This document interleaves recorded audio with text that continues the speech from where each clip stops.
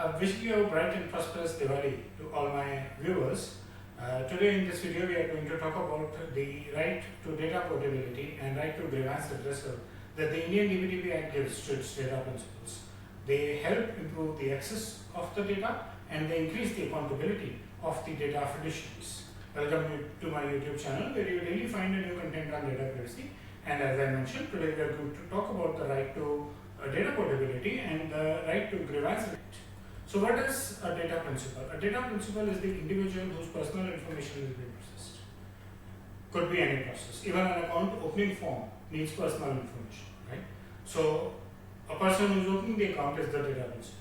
And like it happens in the account opening, if the account holder is less than 18, that is minor as per Indian definitions, then the name and the details of the parent or the guardian are a part of the data principal. And if the person is disabled, then the lawful guardian is a part of the data principal. So data principal is the person whose information is being processed, who has the capability of understanding what process is happening and giving a consent to that process. If we talk about consent management in previous videos as well, we will get into details of consent management later, but right now we are doing only about the basic rights, right? So that is why a less than 18-year-old who is not capable of deciding, you have a parent or a guardian, a disabled person has his lawful guardian.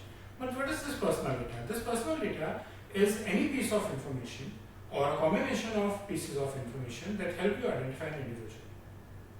Name is a personal data. The only difference is that it cannot be unique. Address can be unique, phone number, email ID, medical records, forensics, biometrics, financial details, they all can be very, very personal to people. So all these are personal information. When I say name cannot be unique, but a combination of name and address can be unique, and that constitutes the personal information. Fine?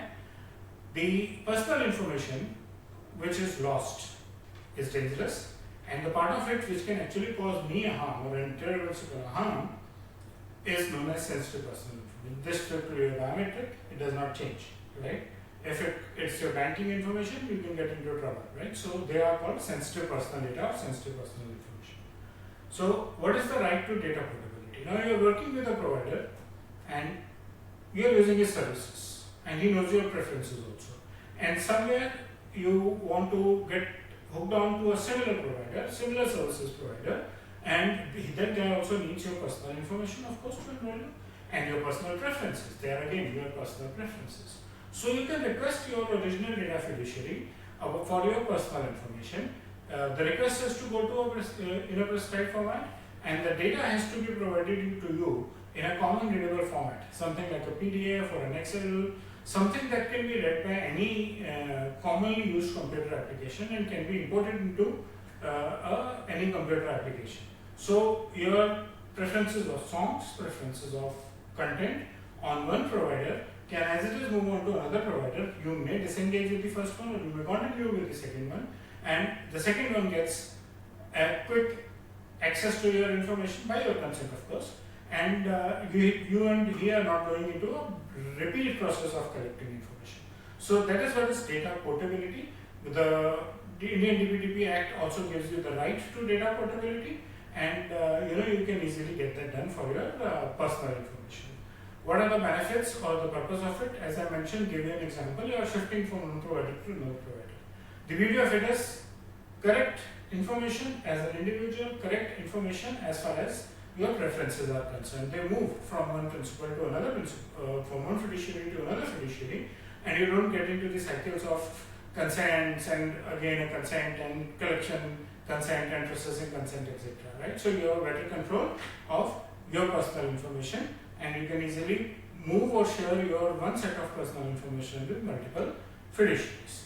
Then comes the second right we are talking of in this video, which is the right to grievance redressal. I am not satisfied with the way my information is being processed by someone. I raise a complaint, I can. I find there is a violation of my right. I send them an email to correct my phone number, they haven't done it. So they need to have a grievance redressal system. They are processing my information on a wrong phone number, and I had a personal experience where a bank put in my wrong email ID in my profile, and whenever I would do a demat transaction, the email would go to another person who never wanted it, and complaining as to why was he getting those things, right? So if I'm not satisfied, if I'm not getting proper timely answer, on process of my information, then I can lodge a complaint with the fiduciary internally. I can lodge a complaint and wait for a response from the fiduciary, or I can lodge a complaint with the DPB, the Data Protection Board of India, right? A dedicated department which will handle grievance redressals as far as processing of personal information is concerned. And if they also not respond on time, I can go and take a legal recourse, right? I can go to the court and say, I'm not satisfied and I'm not getting proper answers, right? So what the department, the DPDP Act thinks is that they want you to have the power of controlling, not only in terms of giving your consent and getting your name and phone number corrected or any operations connected, but also that if you are not satisfied and you are not getting responded to, you can take a legal recourse, make your fiduciary accountable for what they are doing with your personal information, build trust and confidence within your mind and their mind for the information, the personal information. You should act as a deterrent against non-compliance, and it gives you the legal protection and, as I said, fair legal recourse. You can go to the court and get your complaint lodged and your things sorted out, right? So that's about the right to grievance redressal and the right to data portability. Both of them are another set of rights that help the data fiduciary.